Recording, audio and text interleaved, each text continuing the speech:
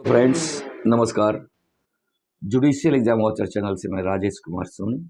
हम लोग पढ़ रहे हैं इस समय उत्तर प्रदेश राजस्व संहिता और उससे राजस्व संहिता के अंदर से पूछे जाने वाले महत्वपूर्ण, अति महत्वपूर्ण टॉपिक्स, सेक्शंस और उनसे बनने वाले क्वेश्चंस। इसी क्रम में आज वीडियो में शुरू करते हैं जोत के विभाजन। तो जो जोत का विभाजन है, तो जोत के विभाजन का जो वाद है वो सहायक कलेक्टर के न्यायालय में दाखिल किया जाएगा और अगर सहायक कलेक्टर के आदेश से कोई व्यक्ति व्यथित है तो वो कलेक्टर साहब के यहाँ प्रथम अपील दाखिल कर सकता है। तो याद रखने की बात सिर्फ इतनी है कि जोत के विभाजन का वाद सहायक कलेक्टर के न्यायालय में दाखिल किया जाता है। और एक इम्पॉर्टेंट बात सेक्शन 116 यानी कि 116 में बताई गई है और ये कहा गया है कि सह अंशधारी जो होता है, तो सह अंशधारी द्वारा जोत के विभाजन का वाद यदि दाखिल किया जाएगा तो उसमें संबंधित ग्राम पंचायत को एक पक्षकार बनाया जाएगा। ये इम्पॉर्टेंट है, ये जरूरी है कि अगर सह अंशधारी द्वारा जोत के विभाजन संबंधित वाद दाखिल करना है तो संबंधित ग्राम पंचायत को एक पक्षकार बनाना उस मुकदमे में जरूरी है, धारा 116 के अनुसार। तो ये दो चीजें आपको याद रखना है। विभाजन, जोत के विभाजन का वाद सहायक कलेक्टर के न्यायालय पे जाएगा, व्यथित व्यक्ति कलेक्टर के पास चला जाएगा और यदि सह अंशधारी जोत के विभाजन का वाद दाखिल करना चाहता है तो उसे संबंधित ग्राम पंचायत को एक पक्षकार के रूप में बनाया जाना चाहिए या बनाया जाएगा, धारा 116। अब बात आती है कि अगर कोई भूमिधर अपनी जोत का समर्पण करना चाहता है, जोत को छोड़ना चाहता है, जोत का समर्पण करना चाहता है, तो समर्पण करने के लिए समर्पण का आवेदन कहाँ देगा वो? तो समर्पण का आवेदन लिखित रूप में देगा और तहसीलदार महोदय को देगा। धारा 118 के अनुसार यदि कोई भूमिधर अपनी जोत का समर्पण करना चाहता है तो वो तहसीलदार को लिखित आवेदन देकर के कर सकता है। दूसरी बात यह है कि यदि कोई आसामी है वो समर्पण करना चाहता है तो आसामी भूमिधारक को अपने हित का, जोत में अपने हित का समर्पण लिखित नोटिस देकर, भूमिधर को लिखित नोटिस देकर कर सकता है या फिर कब्जा को छोड़ करके भी कर सकता है। जरूरी नहीं है लिखित नोटिस दे करके ही वो अपनी जोत के हित का त्याग करे, वो कब्जा का त्याग करके, कब्जा को छोड़ करके भी ऐसा वो कर सकता है आसामी। तो भूमिधर को छोड़ना है तो लिखित आवेदन देना होगा तहसीलदार महोदय को। आसामी को छोड़ना है तो वो जिस भूमिधर का आसामी है उस भूमिधर को उसे लिखित नोटिस देना चाहिए या फिर वो कब्जा का परित्याग कर दे अपने जोत में से जिसमें वो काबिज है। इस तरह से अब आगे चलते हैं तो बात आती है कि यदि लगातार 3 वर्ष तक भू राजस्व भुगतान न किया जाए, यदि कोई भूमिधर लगातार अपनी भूमि पर का भू राजस्व भुगतान नहीं करता है और न ही वह उस भूमि का कृषि प्रयोजन हेतु उपयोग करता है और जिस गांव में वो रहता है या जहां पर उसकी भूमि है वहां पर उसने निवास ही बंद कर दिया है, यानी कि निवास ही नहीं करता, वो कहीं और चला गया है, ग्राम को छोड़ करके कहीं और चला गया है जिसमें वो समान रूप से रहता था और जिसके बारे में कुछ पता ही नहीं है कि वो है कहाँ, उस भूमिधर के बारे में कुछ पता ही नहीं है। तो ये बातें आपको याद रखनी है कि यदि कोई भूमिधर है 3 वर्ष तक लगातार अपने भू राजस्व का भुगतान नहीं करता है, वह जिस गांव में सामान्य रूप से रहता था उस गांव को छोड़ करके कहीं और चला गया है ना, और उस भूमि का प्रयोग कृषि प्रयोजन हेतु नहीं होता है, उसके बारे में समान रूप से कोई जानकारी भी नहीं है। जब इतनी बातें हो जाएंगी तो फिर कलेक्टर साहब को ये पावर है कि वह उसकी भूमि पर कब्जा ले ले। तो कलेक्टर साहब उसकी भूमि पर कब्जा ले लेंगे और प्रक्रिया वही अपनाएंगे। एक बार में 1 वर्ष के लिए पट्टे में दे सकते हैं और आगामी 3 वर्ष तक यदि कोई उसका उत्तराधिकारी दावा नहीं करता है या 3 वर्ष तक, 3 वर्ष की अवधि के भीतर, जिस दिन से कब्जे में लिया गया है उस दिन से 3 वर्ष के भीतर कोई भी ऐसा व्यक्ति, हकदार व्यक्ति के द्वारा दावा नहीं किया जाता है कि वह संपत्ति हमारी है, हमको मिलनी चाहिए, तो कलेक्टर साहब उस भूमि को परित्यक्त घोषित कर देंगे धारा 122 के अंतर्गत। तो ये बात है धारा 122 की, ये एक व्यवस्था है। तो धारा 122 में वो परित्यक्त घोषित कर देंगे। और आगामी कृषि वर्ष प्रारंभ होने से 3 वर्ष की अवधि के भीतर यदि कोई व्यक्ति या कोई अन्य ऐसा व्यक्ति जो दावा कर सकता है, दावा करता है और वो अपने दावे में सफल होता है, तो उसको वो भूमि वापस कर दी जाएगी। तो दोनों ही स्थितियां हैं। तो ये धारा 122 आपको समझ लेनी चाहिए, क्योंकि इससे क्वेश्चन बन सकता है और काफ़ी अच्छे 2, 3, 4 क्वेश्चन तो निकल ही सकते हैं। तो प्रत्यक्ष घोषित कर सकता है, उसके कारण कब किन परिस्थितियों में कर सकता है, और अगर ये भूमि हकदार व्यक्ति को वापस की जाती है तो किन परिस्थितियों में की जाती है, इन 2 पॉइंट्स पर आप विचार करेंगे तो ये सेक्शन 1 to 2 आपको कंफर्म हो जाएगी। और ये बात फिर से बताई गई कि धारा 122 के अंतर्गत अगर भूमि प्रत्यक्ष घोषित कर दी गई है तो फिर वो राज्य सरकार में निहित हो जाएगी। बात तो बिल्कुल साफ है।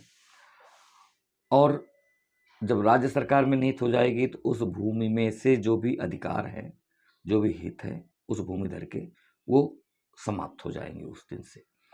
तो राज्य सरकार में निहित होने का सेक्शन 123 है। सेक्शन 123 में यही कहा गया है कि 122 के अंतर्गत यदि कोई भूमि प्रत्यक्ष घोषित की गई है तो वो राज्य सरकार में निहित हो जाएगी। जब किसी जोतदार या जोतदार का भूमि में हित समाप्त हो जाता है तो ग्राम पंचायत के आवेदन पर उपखंड अधिकारी भूमि का कब्जा ग्राम पंचायत को दिला देते हैं। तो राज्य सरकार पे निहित हो जाएगी 123 पे। तो 123 में जो भूमि आई है उस भूमि का कब्जा उपखंड अधिकारी ग्राम पंचायत को दिला देंगे, ग्राम पंचायत के आवेदन पर दिला देंगे। और ये धारा 124 कहती है। तो धारा 122 में भूमि प्रत्यक्ष हुई, धारा 123 में राज्य सरकार में चली गई और धारा 124 में वो भूमि ग्राम पंचायत के आवेदन पे उपखंड अधिकारी महोदय ग्राम पंचायत को दिला देंगे, कब्जे में दिला देंगे। इसके बाद जो ग्राम पंचायत को भूमि सौंपी गई है धारा 124 में, उस भूमि का पट्टा भूमि प्रबंधन समिति, उस भूमि का पट्टा भूमि प्रबंधन समिति उपखंड अधिकारी के पूर्व अनुमति से कर सकती है। ये धारा 125 में कहा गया कि धारा 124 में जो भूमि हमने आपको दी है आप उसका पट्टा करिए, लेकिन अनुमति उसके पूर्व, पट्टा करने के पूर्व अनुमति हमसे ले लीजिए। बिना हमारे पूर्व अनुमति के आप भूमि का पट्टा नहीं कर सकते हैं, भले ही भूमि हमने आपको दे दी है, आपको कब्जे में दे दी है। तो इस तरह से धारा 125 ये बात करती है। अब भूमियों का आवंटन भी होता है। राज्य सरकार में जो भूमियां निहित हो जाती हैं, अतिरिक्त हो जाती हैं, तो सरकार उनका आवंटन कर देती है। आवंटन करने की एक व्यवस्था है। भूमिहीन लोगों को भूमि दे दी जाती है। तो ये जो आवंटन किया जाता है धारा 126 के अंतर्गत किया जाएगा। तो ये आपको याद रखना है कि भूमि का आवंटन उत्तर प्रदेश राजस्व संहिता के अंतर्गत धारा 126 के अंतर्गत किया जाएगा। धारा 126 में ये बताया गया है कि आवंटन वरीयता क्रम में किया जाएगा, तो प्रेफरेंस दिया जाएगा और जो प्रेफरेबल लोग हैं उनको चिन्हित किया गया है, संहिता में स्पष्ट किया गया है कि किस प्रकार से वरीयता क्रम का पालन किया जाएगा। इसके बाद आगे ये भी कहा गया कि भूमिहीन जो लोग हैं जिनको भूमि का आवंटन किया जाएगा, तो प्रथम वरीयता में तो यही आते हैं। तो जो भूमिहीन हैं हम कैसे समझें कि ये भूमिहीन हैं, तो इसको भी परिभाषित किया गया। इसकी भी व्याख्या की गई कि भूमिहीन वो लोग समझे जाएंगे या ऐसे व्यक्ति को समझा जाएगा जिसके पास आवंटन के दिनांक को कोई भी भूमि नहीं है, कोई भी भूमि नहीं है आवंटन के दिनांक को, या फिर उस दिनांक से ठीक पूर्व 2 वर्ष पहले तक उनके पास कोई भूमि नहीं रही है, कोई भी भूमि नहीं थी उनके पास। तो ऐसे व्यक्ति को भूमिहीन व्यक्ति समझा जाएगा। तो भूमिहीन व्यक्ति कौन? जिसके पास आवंटन के दिनांक को कोई भी भूमि नहीं है या उस दिनांक से पूर्व 2 वर्ष पहले तक भी उनके पास कोई भी भूमि नहीं रही है, ऐसे व्यक्ति को भूमिहीन समझा जाएगा। तो ये भी बता दिया, आवंटन किया जाएगा 126 के अंतर्गत, वरीयता क्रम का पालन किया जाएगा और इसके बाद लोगों को चिन्हित किया गया और धारा 128 में ये बता दिया गया कि भूमिहीन को भी दिया जाएगा और भूमिहीन कौन लोग होंगे, कैसे समझा जाएगा कि ये भूमिहीन है, वो धारा 128 में बता दिया गया। अब आगे ये कहा गया कि आवंटन निरस्त भी किया जा सकता है अगर ये पाया गया कि वो व्यक्ति भूमिहीन नहीं है या किसी ने चालाकी से, बेईमानी से भूमि प्राप्त कर ली है। तो यहाँ ये समझना है कि आवंटन निरस्त करने का प्रार्थना पत्र परिसीमा है। यहाँ पर आवंटन के दिनांक से 5 वर्ष के भीतर तक किया जा सकता है, यानी कि 5 वर्ष की इसमें परिसीमा बताई गई है कि किसी व्यक्ति को यदि भूमि आवंटित कर दी गई है और आवंटन को निरस्त कराना है तो आप आवंटन के दिनांक से 5 वर्ष के भीतर आवंटन को निरस्त करा सकते हैं। ये परिसीमा आपको याद रखना है। तो ये ऐसे क्वेश्चन बन सकते हैं, तो ये 5 वर्ष याद रखिएगा। अगर किसी व्यक्ति ने गैर कानूनी तरीके से और अपने आप को प्रपत्रों में कानूनी हकदार दिखा करके भूमि आवंटित करा ली है, तो बाद में ऐसे व्यक्तियों का आवंटन निरस्त कराया जा सकता है। इसकी परिसीमा 5 वर्ष है और जब ये भूमि वापस ली जाएगी, आवंटन निरस्त कर दिया जाएगा, तो जिस व्यक्ति को आवंटित थी अब वो आवंटन निरस्त हो गया, तो भूमि पुनः ग्राम पंचायत के पास वापस आ जाएगी। ये जानना था। तो इस तरह से अब आपको ये जान लेना जरूरी है कि ग्राम पंचायत या भूमिधारक, ग्राम पंचायत या भूमिधारक धारा 131 के अंतर्गत आसामी को बेदखल करने के लिए वाद दाखिल कर सकते हैं। अब बात यहाँ ये है कि धारा 131 में आसामी की बेदखली की वाद की व्यवस्था की गई है। तो याद सिर्फ इतना रखना है कि धारा 131 के अंतर्गत आसामी के बेदखली के वाद से संबंधित है। दूसरी स्थिति ये बताई गई है धारा 133 में कि ग्राम पंचायत या भूमिधारक, चूंकि आसामी भूमिधारक का ही होता है और वो ग्राम पंचायत के अंदर होता है, तो ग्राम पंचायत या भूमिधारक आसामी को बेदखल करने के लिए वाद के स्थान पर और क्या कर सकते हैं? वाद ला सकते हैं, धारा 131 में बता दिया गया। लेकिन धारा 133 में यह भी कहा गया कि अगर वाद नहीं लाना चाहते, ग्राम पंचायत वाद नहीं लाना चाहती, भूमिधारक वाद नहीं लाना चाहता, तो वाद लाने के स्थान पर वह उपखंड अधिकारी के न्यायालय में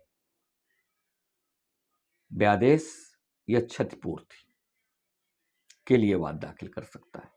या तो 131 में वाद ले आए बेदखली का, या फिर 133 में वाद ले आए क्षतिपूर्ति का, ब्यादेश का, उसको बेदखल करने के लिए ब्यादेश ले लिए, क्षतिपूर्ति के लिए वाद ले आए। तो 133 में भी वाद की व्यवस्था है आसामी के लिए, और 131 में भी वाद की व्यवस्था है आसामी के लिए। तो आसामी को बेदखल किया जा सकता है 131 के अंतर्गत वाद ला करके, या फिर आसामी को बेदखल किया जा सकता है धारा 133 के अंतर्गत उपखंड अधिकारी महोदय के न्यायालय में ब्यादेश या क्षतिपूर्ति का वाद ला करके भी किया जा सकता है।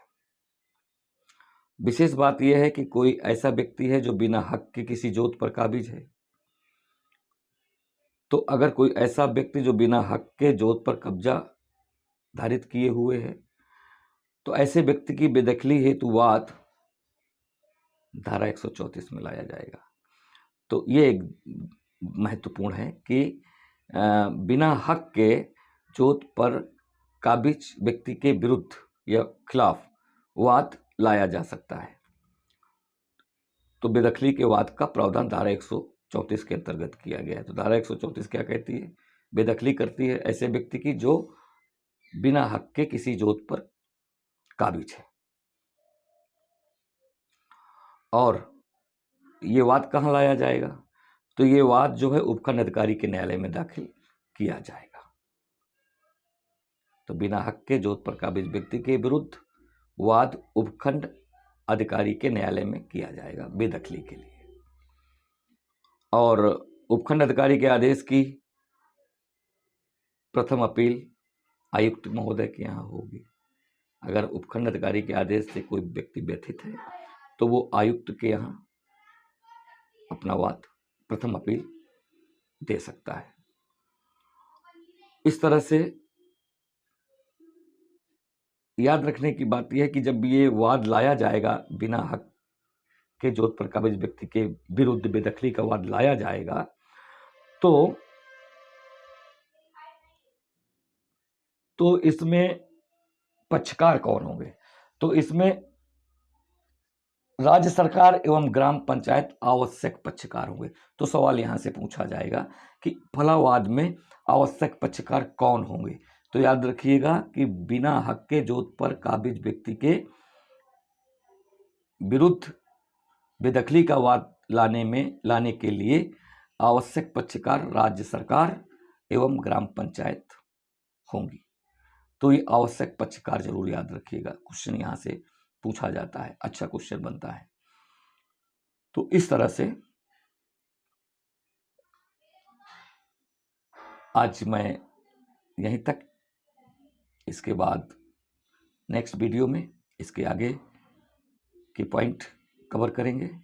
वीडियो कैसा लगा और क्या आपकी मदद कर रहा है या क्या आपकी मदद हो रही है या हुई है, जैसा भी हो आप कमेंट करके मुझे बता दिया करिए।